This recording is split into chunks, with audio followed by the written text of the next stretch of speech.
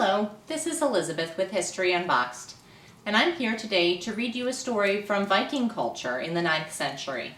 This is a story about Thor and Loki, who you've probably heard of as they've remained to be popular icons in pop culture and entertainment to this day.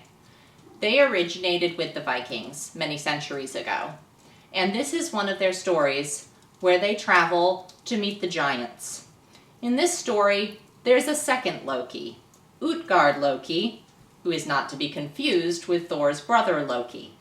Utgard Loki is one of the giants. Part 2.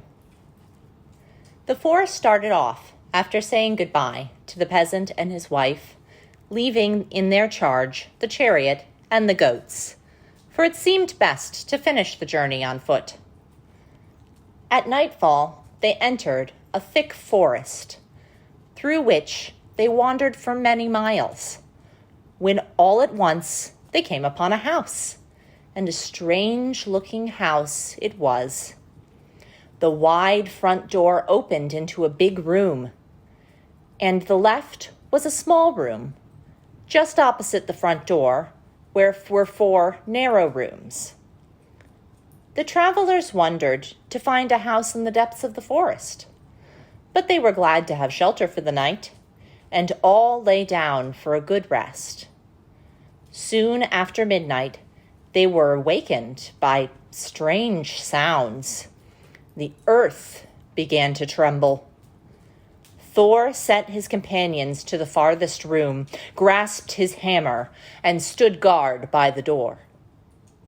At daybreak, he started forth to find out what had caused the noise. He had not gone far when he came across a huge giant lying on the ground, asleep, and making the earth tremble with his snoring, which must have been the sound they heard during the night. While Thor was looking at the giant, he awoke and spoke to the god. "Ho, ho! I think you little fellow must be Thor, of whom I have often heard. But really, I did not think you were quite so small. Now the sun is up and I must be off. But where is my other glove? Oh, here it is on the ground." And the giant stooped and picked up his glove, which was what the very house that the 4 travelers had stayed in was. The big front door was where the hand went in, and the thumb was the one side room, the 4 narrow finger rooms opposite the door. "If you are going my way, you may come along with me," said the giant. So they journeyed together for one day, but even mighty Thor could hardly keep up with a giant's long strides. When night came, the giant stopped under a large oak tree and said, "I am going to sleep. You may eat your supper, if you wish. Here is a bag full of things." Saying this, he fell asleep and was soon snoring.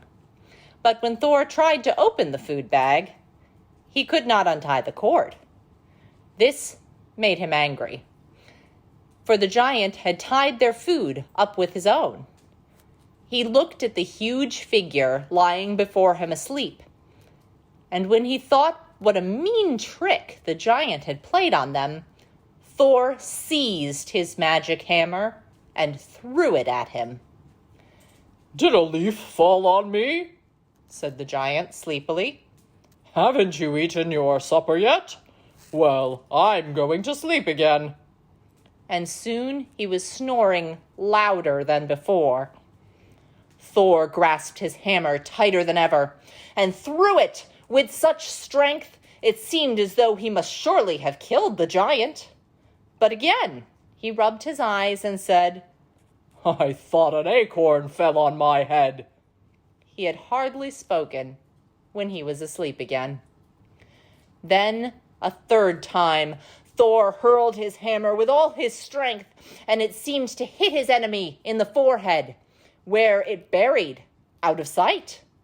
But the giant only said, "I think there must be birds overhead in the tree." I thought a feather dropped down on me. Are you awake, Thor? I think we'd better be going on our journey.